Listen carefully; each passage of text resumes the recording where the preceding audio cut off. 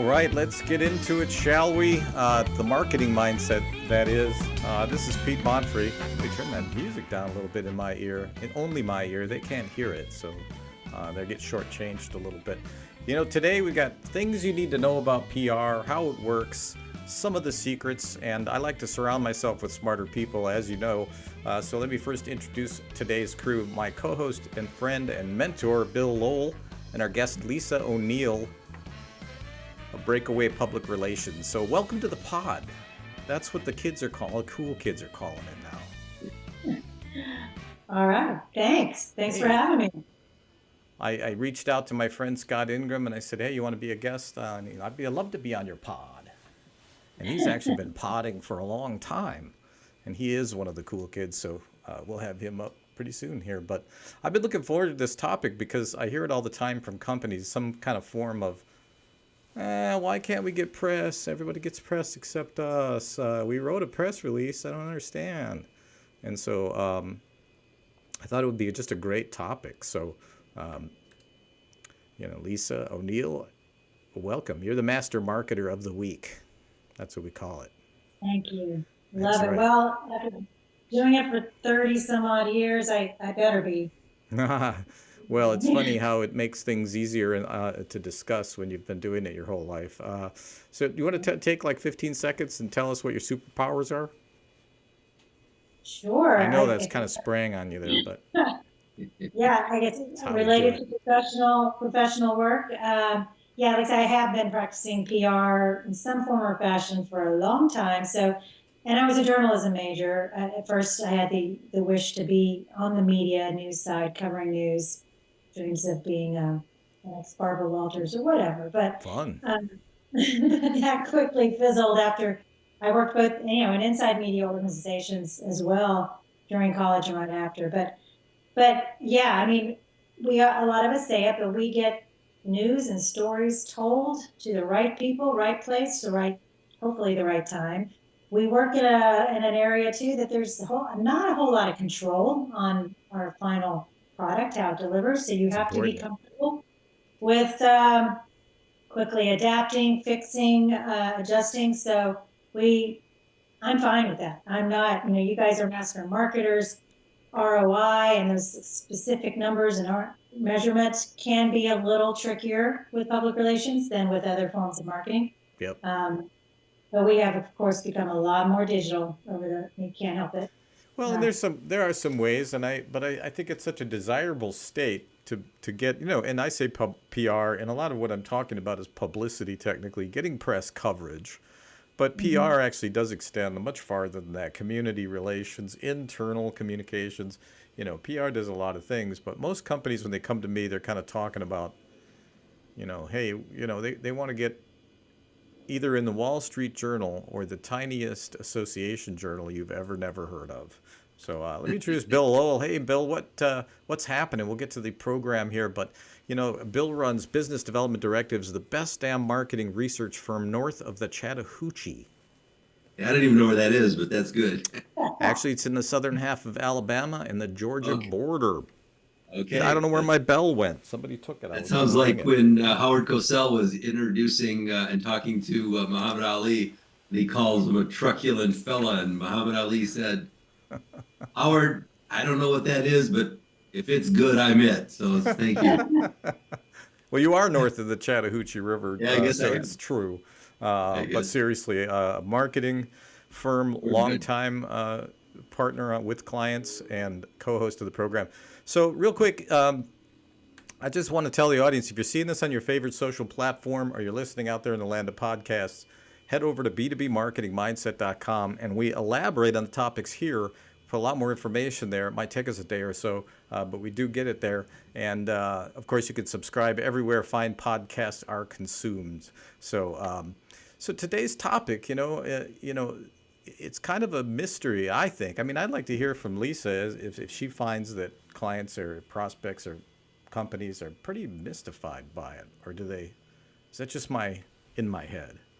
Yeah. Unless they've worked in PR directly, 99% of the time they're not sure how to get press coverage, media coverage, and sometimes there's those little lucky like when I'm playing golf, and luckily you throw something out there and it hits and lands. But yeah, we do a combination of some education, goal setting, expectation setting with pretty much every client. Be really clear who they're talking to, what their target market is, what their brand messaging is, positioning, so we can be very clear who Right. we will work with on the other side, media wise. I mean, yeah, if you're a nice local, great or regional group, I'll ask questions back like, so why do you think the Wall Street Journal editors and thus readers are going to care? See, It's now just, it gets harsh. yeah, The I mean, reality. first, yeah, everybody thinks their news is the most exciting, important news. Exactly. Of course. They If wrote you a press understand, release. yeah, Come if you on. understand the people we're dealing with I mean, yeah, it depends on the outlet, but they could get 300, 400 emails a day besides the wire services. And then they're on social media as well, consuming news that way. So there's just a ton of clutter to cut through. Um, so yeah, Yeah, we have to. it's a big, I look at it like this because in my brain, everything's a system. It's a great big system. You need to know how to work that. And we'll talk about that a little bit and some of the keys to it and get some expert advice here during the program. So I think it is a great topic. And I think there's some people who don't even know why they should get pressed. There are people who think, well, it's purely like a vanity thing. It really isn't. It's huge, actually. And hopefully good press. But let's go to the first topic. We usually have 5, and we usually run about 40 minutes or so. I just thought I'd throw that in there. Is free press a thing?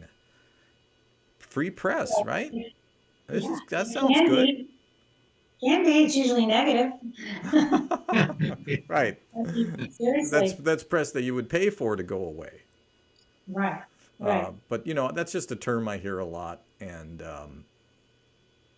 tell us the origin of that and why people might think that and a little Or bit any about the news is reality. good news. I don't know. Any press is good press. No, I mean, yeah, for strategic or thoughtful press coverage, media relations, no, it's not free. There's time, right? Right. There, it's money.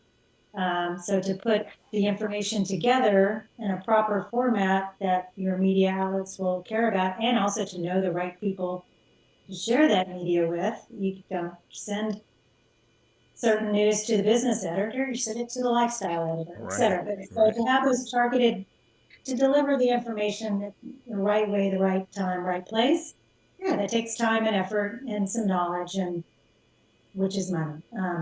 Yeah, go ahead, Bill. I was just going to say though, I think the misnomer though regarding the free is some people think, oh, I'm going to pay for advertising, and obviously that costs. But if I do public relations, perhaps like Pete keeps on talking about throwing out a news release, but maybe that's going to be something that's free or earned or whatever the case is. So so right, maybe earned is a better word, I think. Right. I think that is where it comes from, and and I think what Lisa's saying is, and what my experience has been, it really is an enormous amount of effort, and especially if you're a PR firm or you work with multiple different clients, maybe different industries. Those press. This is one thing I wanted to speak to. Is there's this belief, and again, you shoot me down because I'm by no means an expert, but there's this idea that the PR person, their whole value is that they know these editors. And I say, you know how much churn there is in journalism? It's more about knowing who, like you said, not on a individual level, but knowing the editorial schedule of the outlet you're working, figuring out who runs these kinds of stories. A lot of times I'll score stories, and I don't, we work with partners for PR, but I do my own. I'm not afraid to admit that. I'm comfortable in my PR-ness, but and also music PR. But it's like it isn't. Most of the time, it isn't about us. It has some tie-in with their editorial schedule. It's presented in the way that is sort of the standardized way of this industry, and the editors are special birds. They decide, not you. So I think free press. You're not paying for inches on the page. You can do that. I mean, you can look at it that way if you want, though, right? But It's just there's a lot of effort, labor involved, resources, right? Time or money. There's two kinds. Maybe Yeah. three, slave But labor if you count that. But I don't want to interrupt, but maybe because I know Lisa wants to chat about this, but isn't there a lot more to it than that, Lisa? Maybe you can help us to expand on it. So, besides building the relationships with the editors, isn't there so much more that an organization might have to do? Sure. I mean, like I say, what we do with our clients, obviously we sit down, we know their key selling points, what sets them apart, what makes them newsworthy, set an editorial calendar for months and months in advance. right. But yeah, we have to have all the right things in our pieces in our toolkit. I say it's a very visual. Nothing goes out usually without a visual component, even these days. So there's going to be a link to an image or a video, because pretty much everything. If you talk about traditional newspapers to magazines to TV, there's always an online component as well. So we have to think visually. So I mean, it's a lot of thought, even from that first press release, if we're announcing a new opening or whatnot. We do build very strategic media lists who receives the information. And fortunately, there are some great tools out there now that we didn't have when I was starting out. It was so manual.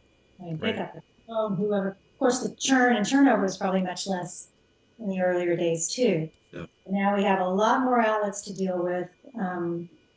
But they're not all, of different sizes and focuses and types. But so building a great targeted list, I don't want to say you're only as good as your list, but yeah, you could be shooting arrows in the total wrong direction with really good people.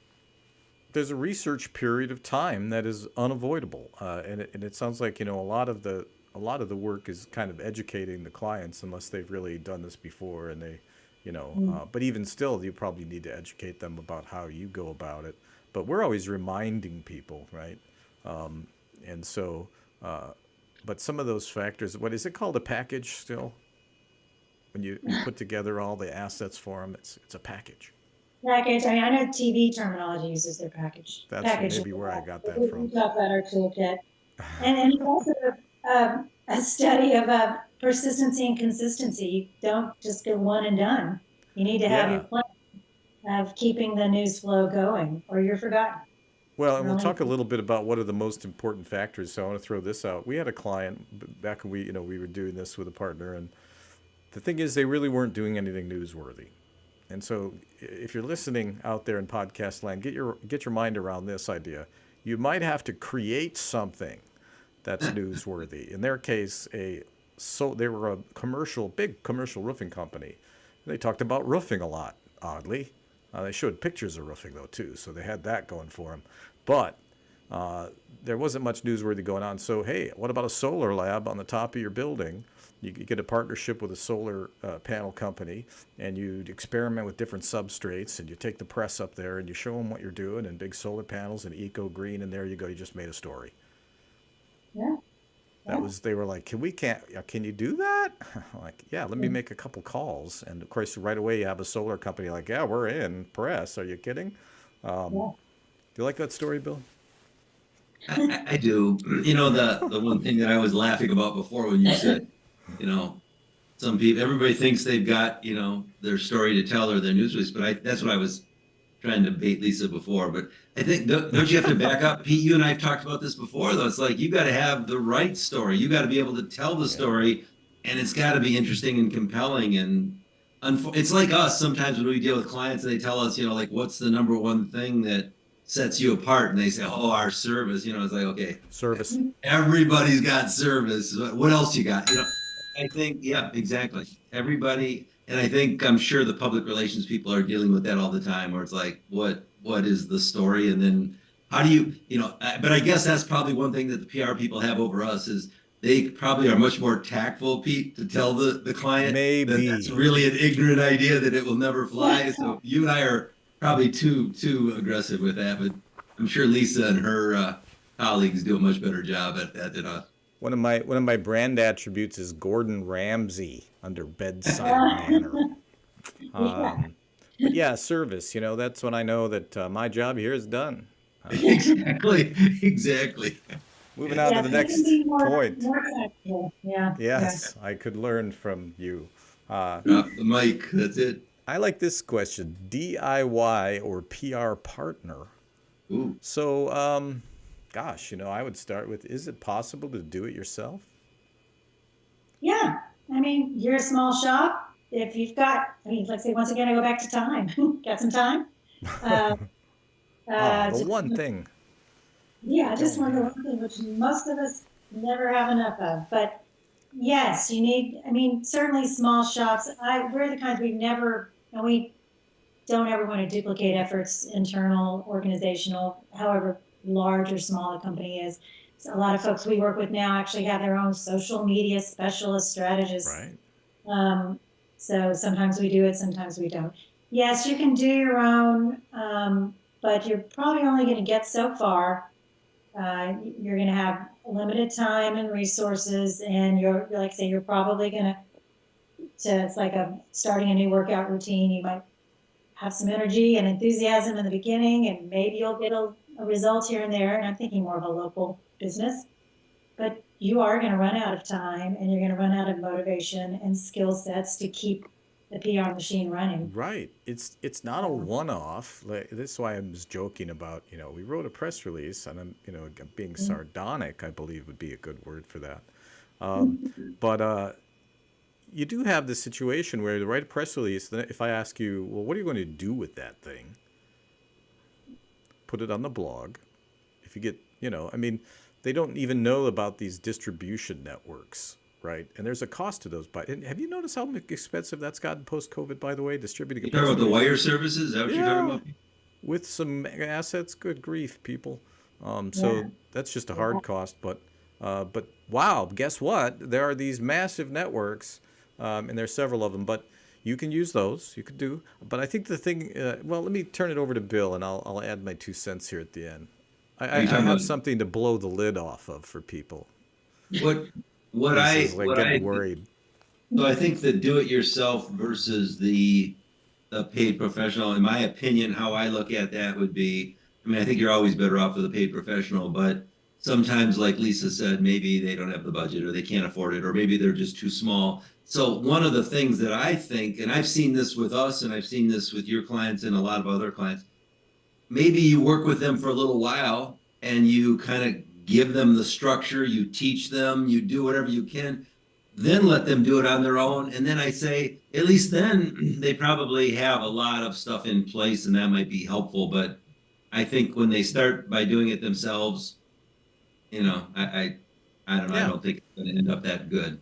It there. So here's my blow the lid off of this insider lifting of the kimono. There is kind of a system to it. Like there's formats, and there's AP style, for example. We found that if we can create content that an editor can copy and paste because Right. it's that finished and it comes complete, what's at work here? You know, that you know how to do this, and you know the format and the secret handshake. That you don't even have to know the particular. I say editor. There's all kinds of gatekeepers now, but it shows that you are a professional, and they get so much of this stuff every day. They get some whacked out thing all about the CEO's birthday, and guess what? They'll probably never answer your email again. Well, you And mean that's so not important? Oh, I didn't say Well, that. I just heard it. you wow. could turn that into news, tell him to donate $100,000 to his local Boys and Girls Club Hey, there you go. for their birthday. And there you go. See, Or say he's that's why you 300 need a years old. professional. Oh yeah, he's 100 years old, $100,000. Right. Yeah. But that's I think that's part of it, and the editors can kind of see who they're going to get value from. But at the end of the day, there's a value exchange going on here, and so Yeah. you need to understand that value exchange. And you mentioned that, so they have these editorial schedules. It's really what they're going to be writing about, doing stories on for the next 6 months, a year. It's just some of them are very long, and so your best shot but show bookers go last minute very often. But if you can craft your story to fit their editorial agenda, and tie in with newsworthy events,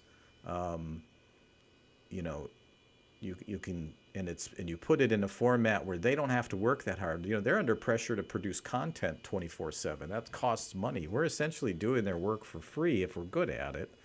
And boom, you're going to get published. And I find in trade publications, the bar is even lower. They're Right. dying for content. All right, but you gotta know the handshake. It's not really a Yeah. handshake. I just Well, yeah, and you will gotta see a lot of it. They copy paste, put it right on into their pages. So, which annoys me, but I know that's the game. They're only dealing with a certain amount of time, and I don't know what the level of, there's different levels of professionalism, but that does happen often. Like, yeah, well, you're welcome. Did your work for you. Copy paste my press release in. right, and that's a success. And you know, again, me being flippant a lot, but it is true. So it's like, understand the value equation. A pro's going to just get there faster, but you can learn this stuff. It might take you a few months of reading and trying and trial and error. So I think that's the trade-off. You're going to spend some amount of resources and or money and time or whatever, but you can learn it and you could do it. Some people may have to learn how to write all over again. You know, that's a real challenge. It's natural for me, but I know that it's not for everyone. So That is true. I even try to Yeah. speak in AP style. The other thing, though, that I think is really important that we need to bring out, and that is, you know, what's the goal? So I don't care if they're planning to do it themselves or to bring in an outsider. What's the objective and what are they trying to accomplish? Because in my opinion, you know, if you're doing an integrated marketing approach, of course, PR is a critical role in that, you know, but people need to understand which segments are doing what and how is that going to work out. But I think, unfortunately, sometimes people, like we've talked about before, either they have silos and everybody's going to do their own thing, or the people don't understand how they work together. And I think that that's a real important element that goes with, am I going to do it myself, or are we going to have somebody expert to come in and help us out? Right. Do you know how to tie it together? Wow, what a great point. That's what I mean. You know. Quick follow-up. We'll go to the next topic.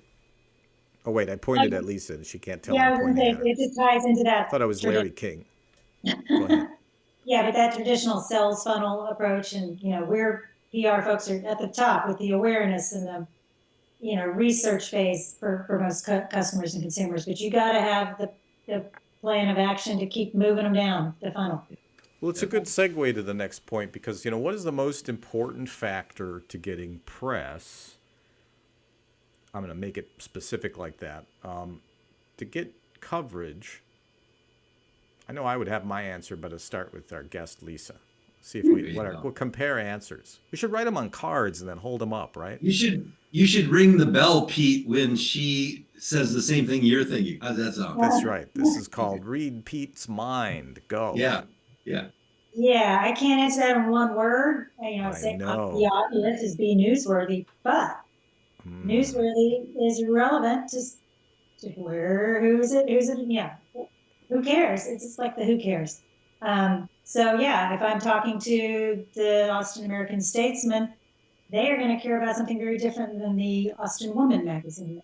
So yeah, we obviously think about what's newsworthy. Targeting newsworthy. Targeting newsworthiness. Obviously, like say back to what's the goal here, but who is their target audience? So what do we want them to know? What do they need to know about us? No, I'm sorry. I didn't really have anything specific in mind. I just like that point. Yeah, what's in it for them? What's in it for their audience? Who cares about your birthday, dude? I've seen press releases about birthdays, executive birthdays, right? And it wasn't even like a milestone like 80 years old. Our chairman turned 87 today. It's more like, you know, I'm 32. You know, no one cares. But I don't think there is one most important. I think you got to get a lot of things right to stand out in those 100 pitches a day, or, you know, sometimes for a network, you know, an hour practically. But go ahead, Bill.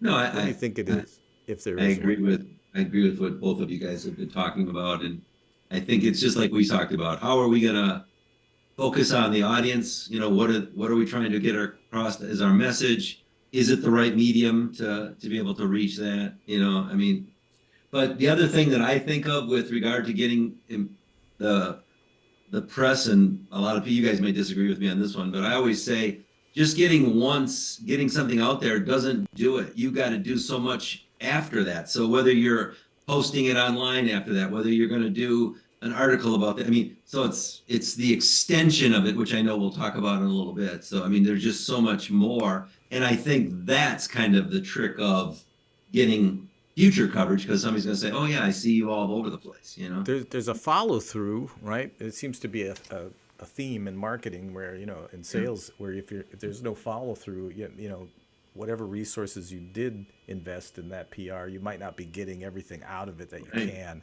And we'll share how to do it later in the program. Most So stay important tuned, factor, right? I think you can't underestimate the lazy factor of, no offense, editors out there. Yeah. I'm a totally lazy editor. I'm sorry. Now, look at this. I didn't even think of that this was here, but look, a press pass for Scientific American. So I'm probably not going to be writing for them anytime soon. But I think what makes best economic sense for them, and that means it's going to align to their audience. It's going to be easy for them to engage. You're a pro, so if they have feedback for you and they're like, "Hey, you need to change your idea to blah blah blah," what does the amateur do? Oh, screw! No, why are you kidding? What does the pro do? We adjust the story factually, but to fit. And I think there's a real art to that. There's this way of creating concepts that align with the objective of the company, that align with the editor, that align with the readership or stakeholders on the audience side. It's a hat trick. I think it's hard. I want to discourage people from trying it, but if Yeah. you're feeling kind of bummed out because you've been trying it, give Lisa a call. But Well, yeah. And what's nice for an experienced PR person, generally they should, and certainly more so back in the day when we could pick up the phone and talk, but it happens on email. You can get feedback from some of the good journalists, reporters, editors, like, yeah, yeah, this is fine. I can't use it right now. Or, back at you, Lisa, why would a CEO really need this information? I'm talking to CEOs. I'm not right. talking to, so they can help redirect you, which is wonderful because all of us tend to get in our mindsets and day to day and in our own bubbles and Sure. perspectives. So it's great to have some interaction with some of your target media folks as often as possible. And like I say, we still go out to coffee every once in a while with real people in real Yeah, life. sure. That But helps because, If different media outlets and journalists have different focuses and goals, and they all need the readers and the eyeballs. So what's but important to them? yeah, I was just going to say, and if even if they're telling you that, they're giving you feedback, but it's going to work both ways. And I think you building a relationship with them, Lisa, they're going to be thinking of you. So sometimes if something comes up, they're probably going to call you and say, "Hey, Lisa, I've got this story that's coming. Do you have somebody?" And then fill in the blank, and then you probably do, and you've just helped them back. So I mean, I think some of that really works well too. Yeah. you And know if we if don't, we send them somewhere else. Sure. Yeah. Well, if you've proven yourself to be a reliable source of professionally produced material that fits my audience, and I'm the editor, I'm going to like you and remember you. And so then Exactly. maybe that aspect of relationships is true, but that person is probably going to move to a different media company, and the odds that it'll fit your next client. I mean, I think you're always starting with, okay, we got to get our press list together. Who are the people? And then look into each one of them and what are they going to be interested in. Then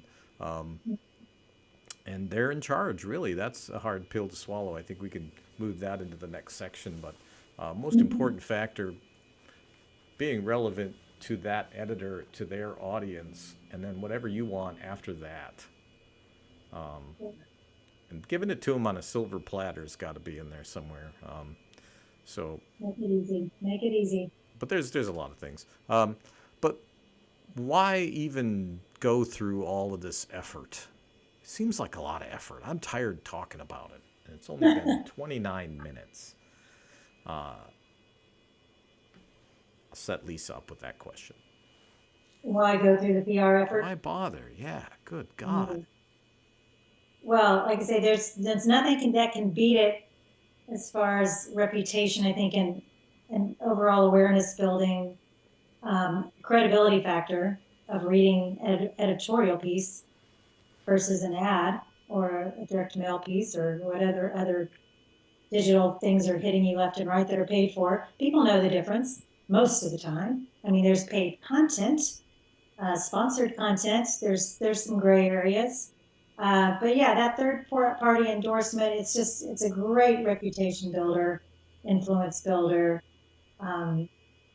That go back to the credibility factor. It's that third party Implied third party endorsement. Third party endorsement. So I have something to admit. I'll toss the question to Lisa because I know she's gonna. It's like I really don't know what she's gonna say ahead of time because I'm not an expert in this.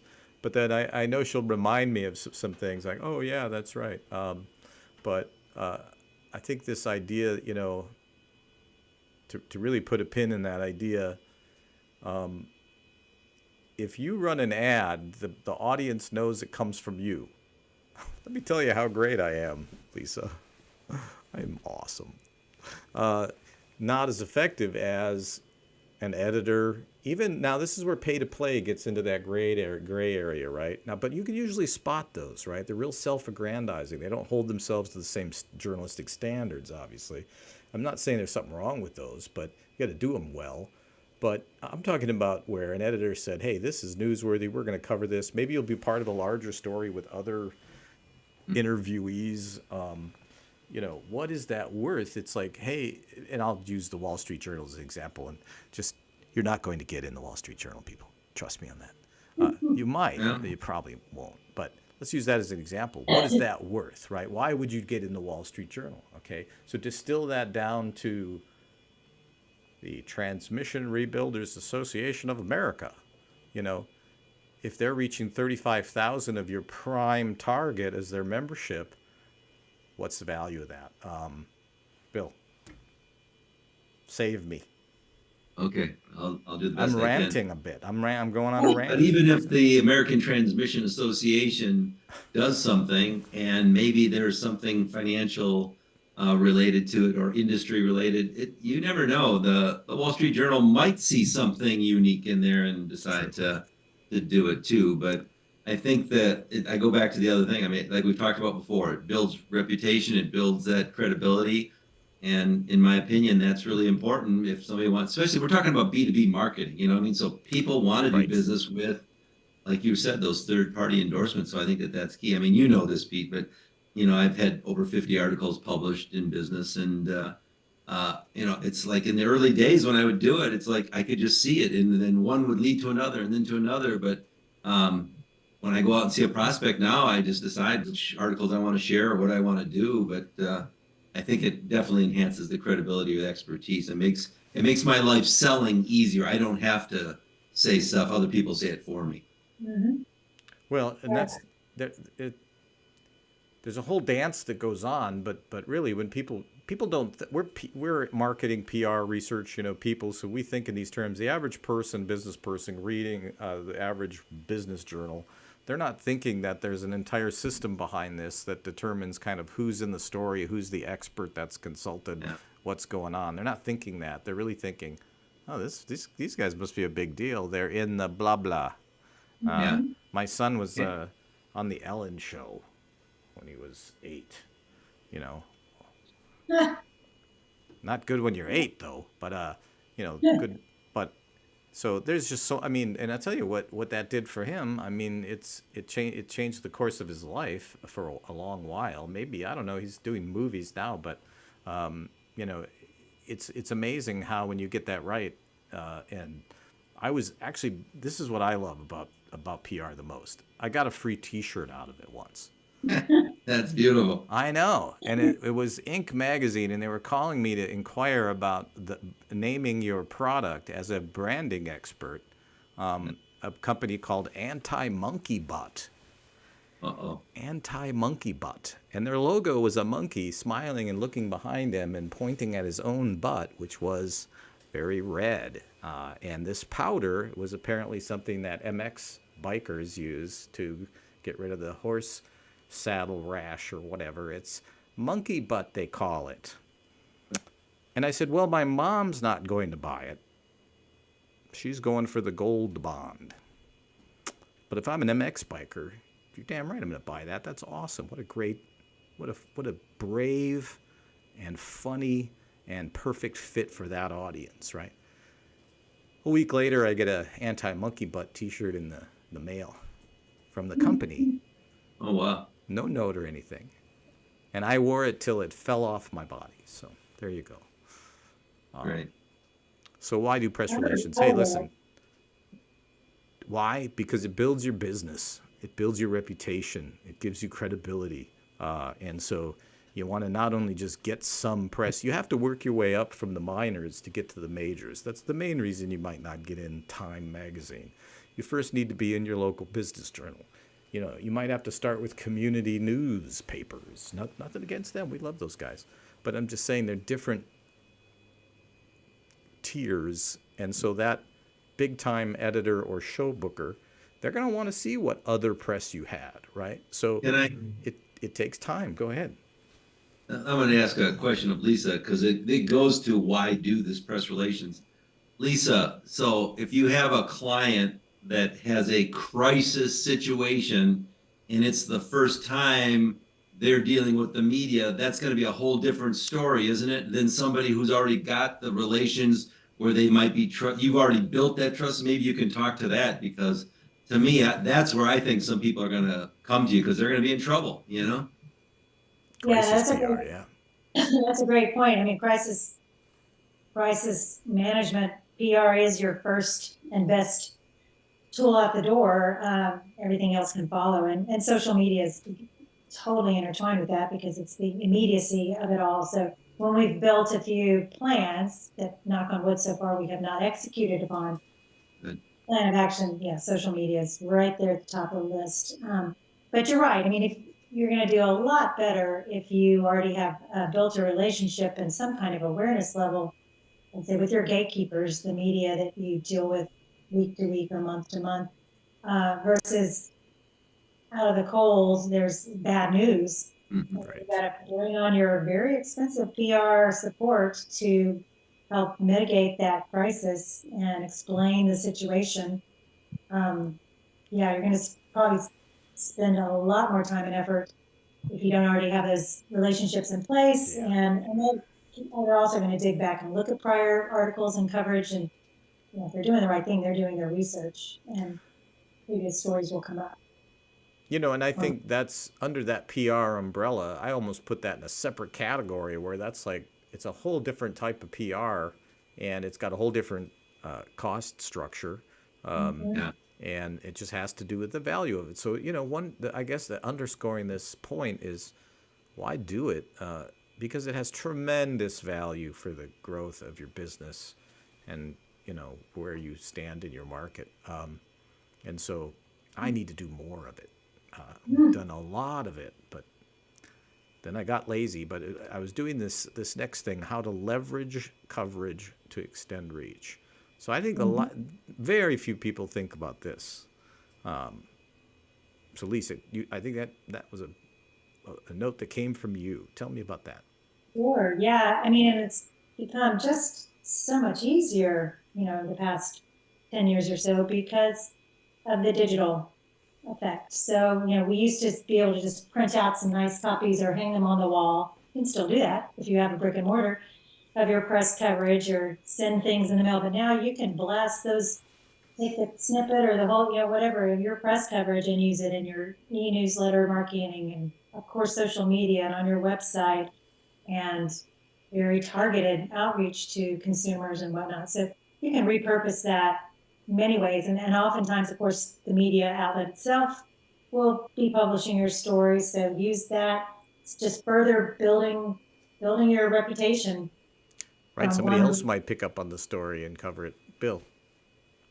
No, I think I'll defer back to you guys because I think I already talked about that, meaning that, you know, you write an article, you give a speech, all of those things should work in concert. And the more you do it, I think the more your credibility is enhanced and you just keep on building off of that. So I think those those are my points. I always call it the skipping stone theory, that everything that you do, when the stone hits the water, it flashes across 3 times. So I'm saying everything you do has to hit 3 times. So you get a story going out there, well, then it better hopefully get on your website. You bet, maybe it's a special report, maybe it's an article. I mean, what else are you going to spin off that? Because if it's just once, I don't think you're doing a good enough job. Yeah, and some folks need it for their expansion purposes, to use with their investors. There's certainly a business reason, and conferences, speaking engagements beyond your direct consumers are really. Definitely. So it is helpful. I love that you mentioned the restaurant that hangs the review on the wall, right? That's like the most primitive form of it and the purest example of what we're talking about. So let's say that, down at the Greek restaurant, they don't, maybe the person that runs that restaurant, all of their people don't read Greek food today, all right? And so you could get that in front of them, hanging it on the wall. Even better if you emailed a copy to them. Like back in the old days, it was, hey, can we get a PDF of the story, or can we get a print of that? Back in the really old days, and then actually be mailing it to people through the U.S. mail. And then think about how often you see logos on websites, press logos. It's very common to see client logos. They're both for the same purpose. They're trying to build credibility. We call them credibility cues, right? People see them and their brain is like, hey, these guys must be for real. And that's it. Its job is done. And so I got a quick funny story about that. I used to have a pin. Well, I still have it, but I wear it less. But I got an award from the President of the United States. I'll brag. That's a little mini brag right there. But I would wear it, and most people did not notice what it actually was. It was the seal of the president's office, It was kind of fancy. And so I would wear it on my lapel, and I would go talk to people, and very few people would say, why do you have the president's office logo on your lapel? Are you CIA? They get real suspicious of me. But very few. But everybody noticed it. And it registered something important in their brain, because they see media people, they see congressmen. Everybody's got a nice little badge with I have one that says Starfleet Academy. That always gets everybody going. There you go. Same purpose, works the same. So, boy, you can take that coverage and push it through all of your other channels. And if your target audience, maybe a tiny percentage of them read. Does anyone read the Business Journal? Oh, God, I'm going to be so much in trouble with my friends.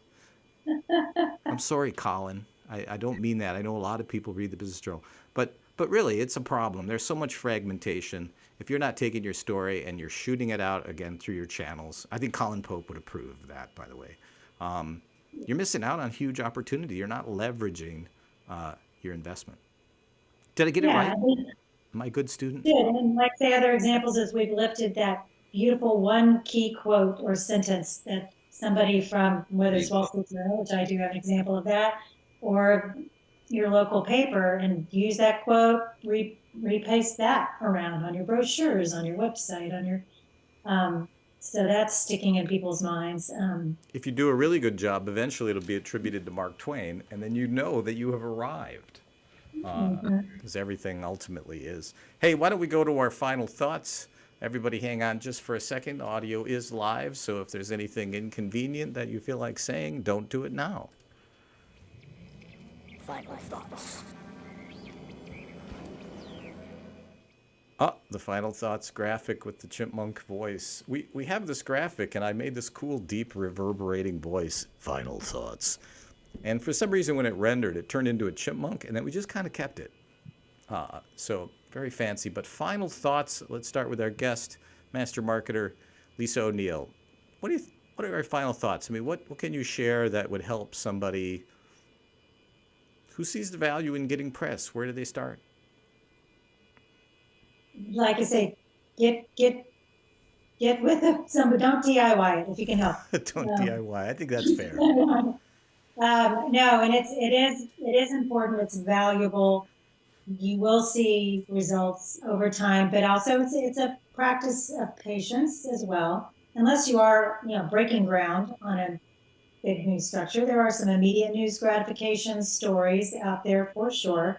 Absolutely. But it's a nice mix and blend of news and features, and having the time. Just, if you want to do it yourself, sure.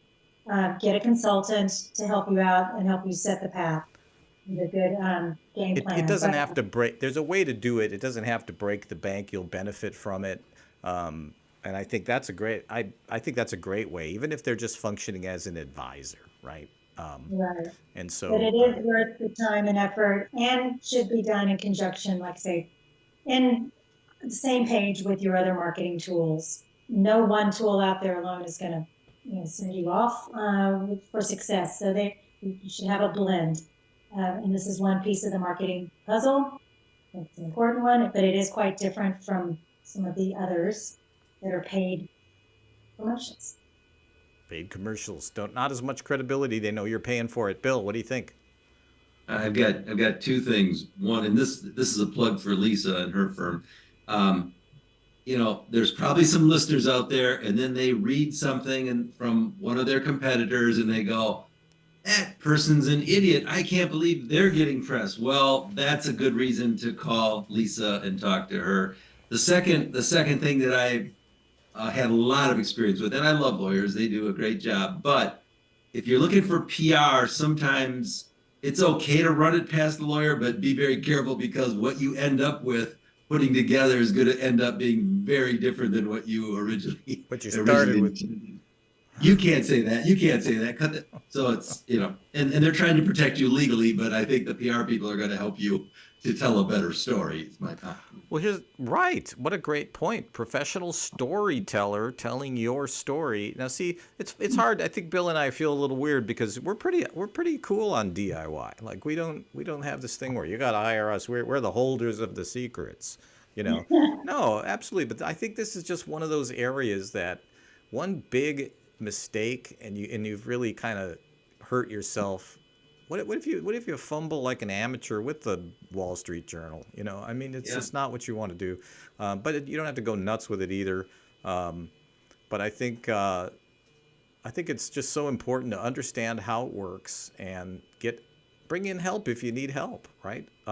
The outcome is well worth it, and there are ways to, in a way, measure PR, and it depends on how much you want to invest in trying to measure it, but it can be. I've heard of using inch equivalents, like Yeah, what do you think of that? That's old school. That's old school, Pete. Even they still do it. Watch your web traffic. Watch your there's brand awareness building tools out there you can use, and SEO and PR do work really well together. Yeah. We always make sure that's being taken care of.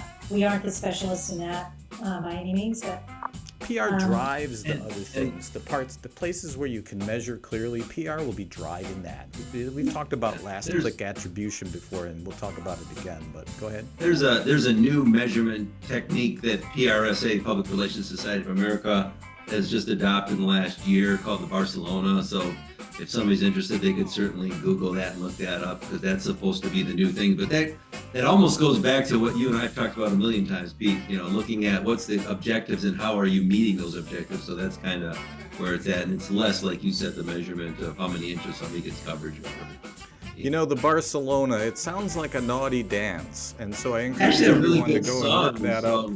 Russell Watson, you guys are music people, sings a song on Barcelona. It's a beautiful song. Well, there you go. But anyway, thank you, Lisa, for joining us this week. We'll do this again. I think there's so much we could cover here, but we try to hit the highlights. We'll expand a little bit on B2B marketing, mindset.com. Oh, I missed the final thoughts. Subscribe, b2bmarketingmindset.com. That is where all the cool stuff is. If you're listening in audio land, see, podcasts are audio. We're syndicated everywhere, but you don't get to see our lovely faces, and you don't get to see our cool stuff that we put on the screen, and some stupid stuff. But if you go there, then you'll get to see the whole thing. So we'll see you next Thursday. And if y'all want us to stay on the line, we'll head out and join us every Thursday, 11 o'clock, LinkedIn, Twitter, Facebook, I Spotify, forget how many. Amazon Prime, iHeart. Live. Anything can happen. See you next week. Thank you. Monfre and Bill Lowell. Add to the conversation by commenting, sharing and liking. And don't forget to subscribe and check out the links in the comments. Learn more at b2bmarketingmindset.com.